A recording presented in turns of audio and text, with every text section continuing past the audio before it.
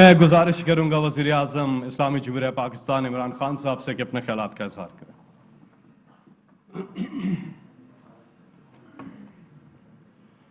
بسم اللہ الرحمن الرحیم۔ اپنے کرکٹرز کو بھی یہاں ویلکم کرتا ہوں، اور بینکرز کو خاص طور پہ، اور آج اسٹیٹ بینک گورنر آپ کو خاص میں خراج تحسین پیش کرتا ہوں، کیونکہ یہ میں بڑی دیر سے کوشش کر رہا تھا کہ کسی طرح ہم اپنے اوورسیز پاکستانیز کو ٹیپ کریں۔ میری یہ اب سے نہیں، میں کوئی 20 سال سے یہ کہہ رہا ہوں کہ ہمارا جو سب سے بڑا ایسٹ ہے وہ اوورسیز پاکستانی ہے، اور میرا انٹریکشن کرکٹ کی وجہ سے شروع سے تھا اوورسیز پاکستانی سے، لیکن پھر شوکت خانم کی جب میں نے فنڈ ریزنگ شروع کی تو سب سے زیادہ مجھے رسپانس اوورسیز پاکستانیز کا ملا، تو تب مجھے اندازہ ہوا کہ یہ ایک ہمارا بہت بڑا پوٹینشل باہر بیٹھا ہے۔ جب سے ہم گورنمنٹ میں آئے ہیں، سب سے بڑا پرابلم کرنٹ اکاؤنٹ ڈیفیسٹ، کہ ہمارے پاس جو ڈالرز ملک کے اندر آ رہے ہیں وہ کم تھے، اور جو ڈالرز پاکستان سے باہر جا رہے تھے وہ بہت زیادہ تھے، تو بہت بڑا خسارہ تھا۔ ریکارڈ ڈیفیسٹ تھا کرنٹ اکاؤنٹ کا، 20 ارب ڈالر جو پاکستان کی تاریخ میں کسی بھی گورنمنٹ کو اس طرح کا ڈیفیسٹ نہیں ملا۔ تو اس کا جو بھی بینکرز سمجھتے ہیں، اور جو ہمارے اکانومسٹ اور فائنانس منسٹر، سب کو پتہ ہے کہ اس کا سب سے بڑا جو امپیکٹ ہوتا ہے وہ کرنسی کے اوپر ہوتا ہے، اور جب کرنسی ڈی ویلیو ہوتی ہے تو جو سب سے بڑا امپیکٹ ہوتا ہے وہ اس ملک کے غریب عوام کے اوپر ہوتا ہے، کیونکہ ہر چیز مہنگی ہو جاتی ہے۔ تو روپیہ جب گرا تقریباً 107 روپے ڈالر پہ، آج 160 روپے ڈالر پہ گیا، تو جو بھی چیزیں پاکستان سے باہر سے امپورٹ ہوتی تھی، مینلی تیل، جب تیل مہنگا ہوا تو سب چیز مہنگی ہو گئی، ٹرانسپورٹ، بجلی، سب امپیکٹ ہوتی ہے جب تیل کی قیمت اوپر جاتی ہے۔ اور اس کے علاوہ جو کہ امپورٹس، جو کھانے پینے کی چیزیں، ایڈیبل آئل جو ہم امپورٹ کرتے ہیں، وہ ایک تو مہنگا ہوا ڈالر کے مضبوط ہونے سے اور روپے گرنے سے، لیکن پھر ویسے بھی یہ کووڈ کی وجہ سے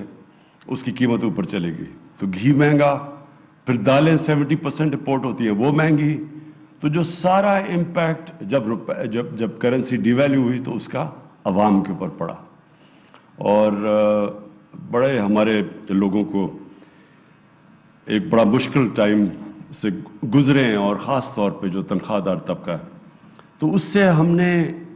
شروع سے ایک چیز ریئلائز کی کہ جب تک ہمارے ریزروز بلڈ اپ نہیں ہوتے فورن کرنسی کے، تو ہمارا جب تک روپیہ مضبوط نہیں ہوتا تو انویسٹمنٹ بھی صحیح معنی میں نہیں آتی، کیونکہ انویسٹمنٹ جو ملک کی گروتھ ریٹ بڑھاتی ہے، انویسٹمنٹ تو تب آتی ہے جب لوگ، خاص طور پہ جن کے ڈالرز میں پیسے پڑے ہوں، یا جنہوں نے باہر سے پیسہ پاکستان میں انویسٹ کرنا ہو، تو اگر وہ ڈالر سے کنورٹ کر کے روپے میں انویسٹ کریں گے، اور انہیں پتہ چلے گا کہ اگر روپے نے گر ہی جانا ہے تو وہ ڈالر میں ہی رکھتے ہیں، تو اس لیے انویسٹمنٹ بھی رک جاتی ہے جب کرنسی فلکچویشن ہوتی ہے۔ تو شارٹ ٹرم میں، کیونکہ لانگ ٹرم میں تو اس کا صرف ایک ہی راستہ ہے کہ ہم اپنی ایکسپورٹس بڑھائیں، اور مجھے بڑی خوشی ہے اس کی، اور میں خاص طور پہ کامرس منسٹری کو داد دینا چاہتا ہوں کہ ہماری ریکارڈ امپرومنٹ ہوئی ہے ایکسپورٹس کے اندر، اور اس ٹائم کے اوپر ایکسپورٹس بڑھی ہیں جب کہ ساری دنیا میں کرونا کی وجہ سے برے حالات ہیں دنیا کی اکانومیز کے، اور ہماری جو ایکسپورٹس بڑھی ہیں یہ برِ صغیر میں جو ہمارے سے آگے تھے، بنگلہ دیش اور ان کی ہندوستان جو ہمارے کمپیٹیٹرز تھے، ان سے زیادہ تیز پاکستان کی ایکسپورٹس بڑھی ہیں،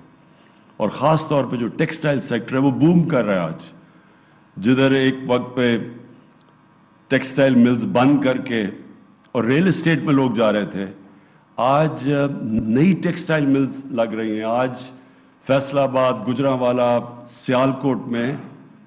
ٹیکسٹائل فیکٹریوں کے لیے اسکلڈ ورکرز نہیں مل رہے،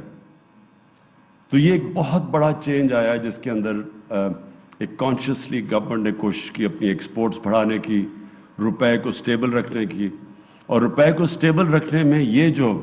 روشن ڈیجیٹل اکاؤنٹس کا جو انیشیٹو لیا اسٹیٹ بینک نے، میں خاص طور پہ آج اس لیے آپ کو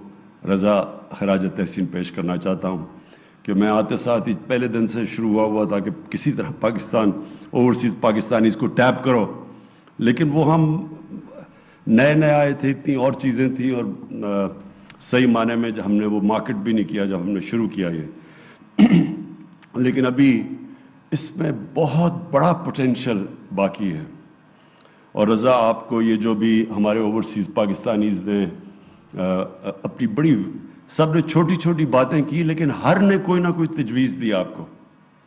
اور یہ آپ کا انٹریکشن بہت ضروری ہے ان کے ساتھ، کیونکہ یہ ہیں جو آپ کے سٹیک ہولڈرز ہیں، اور ان کی جو بھی چھوٹی چھوٹی رکاوٹیں ہوں آپ کے پاس سیل ہونا چاہیے اسٹیٹ بینک پہ، جس کی صرف اس وقت کانسنٹریشن ہونی چاہیے کہ ان کے ہر مسئلہ ان کا حل ہو۔ اور یہ جو چھوٹی چھوٹی آپ کو تجویزیں دیتے ہیں، اس سے جتنا آپ سہولت پیدا کریں گے اوورسیز پاکستانیز کے لیے، خاص طور پہ جو ہمارے ورکرز ہیں، جن کے جو چاہتے ہیں آسانی سے اپنا پیسہ یا پاکستانی بینکس میں ریمٹ کر سکیں اس فیسلٹی کے ذریعے،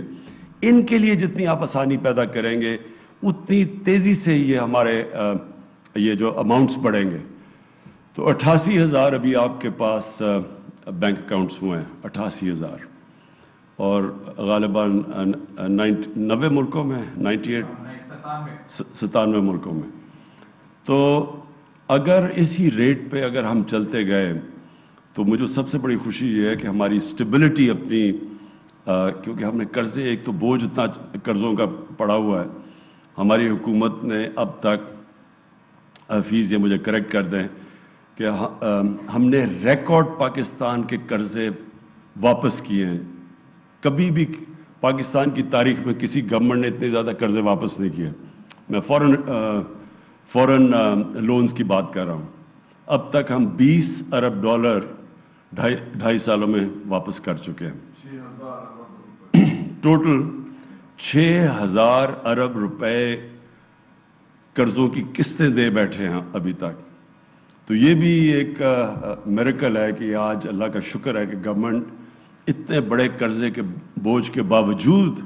سارے جو ہمارے اکنامک انڈیکیٹرز ہیں وہ پازیٹیو ہو گئے، یہ کوئی بھی نہیں ایکسپیکٹ کر۔ اور اس کے علاوہ کرونا کا چیلنج علیحدہ، جو کرونا سے ڈیوسٹیشن ہوئی ہے دنیا کے اندر، میں دیکھ رہا تھا کہ ہندوستان کی جو اکانومی ہے وہ 10% گری ہے، 10% مائنس میں گئی ہے۔ انگلینڈ کے اندر ان کو 300 سال میں سب سے زیادہ بڑی ریسیشن، آج 300 سال کے بعد اتنی بڑی ریسیشن آئی ہے، اور ہم وہ اللہ کا خاص کرم ہے ہمارے ملک میں کہ اس کے باوجود کہ اتنے چیلنجز تھے، آج پاکستان کی اکانومی ایک پازیٹیو ڈائریکشن کے پر جا رہی ہے۔ اور یہ جو آج کی فنکشن ہے، میں پھر سے آپ کو سٹریس کرتا ہوں کہ یہ اس کے اوپر اب آپ کو نئی چیزیں سوچنی ہے، کس طرح آپ نے اٹریکٹ کرنا ہے۔ ایک تو ہیوی ایڈورٹائزنگ کیمپین، جتنی بھی ایک پلان قسم کی فوکسڈ ایڈورٹائزنگ کیمپین کریں گے اوورسیز پاکستانیز میں، اتنی تیزی سے یا آپ کے اکاؤنٹس بڑھیں گے، کیونکہ ابھی بھی لوگوں کو پوری طرح اندازہ نہیں ہے اس کا۔ اب یہ میں دیکھ رہا تھا، زیادہ تر تو لوگوں نے سوشل میڈیا سے پک کیا ہے، لیکن الیکٹرانک میڈیا سے نہیں پک کیا، تو آپ کو ایک بڑی انوویٹیو الیکٹرانک میڈیا کی کیمپین کرنی پڑے گی۔ اور میں آخر میں اپنے بینکس کو ایک تو اس کے لیے جو ان کی ابھی تک جو ابھی ایوارڈز بھی دیے ہیں بینکس کو، ایک تو ان کو اس کے اوپر خراج تحسین پیش کرتا ہوں، کیونکہ بڑی بات ہے کہ ہمارے بینکس نے جو ہماری اب ویژن ہے اس ملک کی گروتھ ریٹ کے اوپر، اور یہ جو فیوچر ڈائریکشن ہے جس طرف ہم جا رہے ہیں، اس میں بینکس کا بہت بڑا رول ہے۔ میں یہ بھی دیکھ رہا تھا کہ بینک کے ریکارڈ پروفٹس بھی دیکھ رہا تھا، تو یہ بڑی اچھی چیز ہے۔ تو اب میں یہ امید لگا رہا ہوں کہ یہ پروفٹس آپ استعمال کریں گے اس اکانومی کو گرو کرنے کے لیے۔ یہ اکانومی جتنی گرو کرے گی اتنی بینکس کا بھی فائدہ ہے۔ تو میں اس پہ اس میں ایک ایڈورٹائزنگ کیمپین آپ کو کرنی چاہیے، اور اب تو ہے، پہلے تو یہ پاسبل نہیں تھا کہ اوورسیز پاکستانیز کے لیے کوئی ایڈورٹائزنگ کیمپین کر سکے۔ اب تو ساری چینلز کے اوورسیز آؤٹ ریچ ہو چکی ہے, اب تو بہت آسان ہے ان کو ریچ کرنا. تو ایک اچھی ایڈورٹائزنگ کیمپین آپ کو کرنی چاہیے, اور اس کا ایک بہت بڑا سارے ملک کو ہمیں فائدہ ہوگا. جتنے بھی یہ اب اکاؤنٹس بڑھتے رہے 88,000 سے جتنا بھی اوپر جائیں گے ملک کو فائدہ ہے. دوسرا 2 اور انیشیٹیوز ہیں جس کے اندر مجھے پاکستان کے بینکس کی بہت ضرورت ہے. نمبر 1 جو ہماری نیاب پاکستان ہاؤسنگ ہے. ہمارا یہاں ابھی تک کوئی کانسیپٹ نہیں ہے مارگیج فائنینسنگ کی, اور اس کی وجہ بھی تھی کیونکہ ہمارا ایک پرابلم تھا فورکلوجر لاز کا, کہ لوگ بینکس کے پاس کوئی طریقہ نہیں تھا کہ اگر کوئی ڈیفالٹ کرتا ہے تو وہ اپنے ریٹریو کیسے کریں گے پیسے. وہ انڈرسٹینڈیبل ہے کیونکہ بینکس نے اپنے شیئر ہولڈرز کو جواب دینا ہوتا ہے. لیکن اب جو سچویشن ہے اس میں پھر سے آپ سے اس کی تاکید کروں گا کہ آپ نے پوری طرح اس کے اندر شرکت کرنی ہے, کیونکہ یہ ایک ہی چیز جو پاکستان کی گروتھ ریٹ اٹھا سکتی ہے. کہ اگر ہماری یہ جو کنسٹرکشن انڈسٹری اور اسپیشلی افورڈیبل ہاؤسنگ کے اندر ایک دفعہ آپ کی کنٹریبیوشن ہو گئی, اور بینکس نے پوری طرح اس کے اندر محنت سے وہی جو ہرڈلز آتے ہیں, ایک چھوٹا آدمی جب بینک میں جاتا ہے تو اس کو جب قرضے کی ضرورت ہوتی ہے تو جتنا اس کے لیے آسانیاں پیدا کرتے رہیں, یہ ایک اتنی بڑا انیشیٹو ہے کہ ساری پاکستانی کی اکانومی کو بھی اٹھا دے گا. اور جو ایک ہر انسان کی خواب ہوتی ہے کہ میرا گھر ہو, اور یہاں کسی کے پاس بڑے چند لوگوں کے پاس ہے کیش دے کے تو گھر خرید سکتے ہیں, تو جو عام آدمی ہے, جو تنخواہ دار ہے, جو مزدور ہے, اس کے لیے بڑا امپورٹنٹ ہے کہ یہ ایک ہاؤسنگ کے اندر اگر بینک صحیح معنی میں اس میں کام کرے. اور میں دیکھ رہا ہوں میزان بینک کی, میں دیکھ رہا تھا کنٹریبیوشن آپ کی وہ زیادہ تھی افورڈیبل ہاؤسنگ میں. اور دوسرا اسمال اور میڈیم انڈسٹری. یہ 2 چیزیں ہیں جو کہ پاکستان کی اکانومی کو اور گروتھ ریٹ کو کہاں سے کہاں لے جائیں گی, اور دونوں افیکٹ کرتی ہیں نچلے طبقے کو, جس کے لیے آج تک ہماری گورنمنٹس نے کبھی بھی توجہ نہیں دی. ایلیٹسٹ ایک ایلیٹ کیپچر, ایک چھوٹے سے طبقے کے لیے ساری فیسلٹیز, باقی جو نیچے طبقہ ہے اس کے لیے ڈیوائڈ تھی ساری, کبھی کسی نے کوشش نہیں کی. تو اس لیے میں بینکس کو خاص طور پہ ان 2 ایریاز کے اندر, یہ تو ہے ہی روشن ڈیجیٹل, بٹ اس کے علاوہ بھی ان 2 ایریاز میں اسمال اور میڈیم انڈسٹری اور افورڈیبل ہاؤسنگ میں چاہوں گا پوری طرح, کیونکہ ابھی تک بینکس نے اس میں پارٹیسپیٹ نہیں کیا. تو یہ بڑا امپورٹنٹ ٹائم ہے, پاکستان کا ایک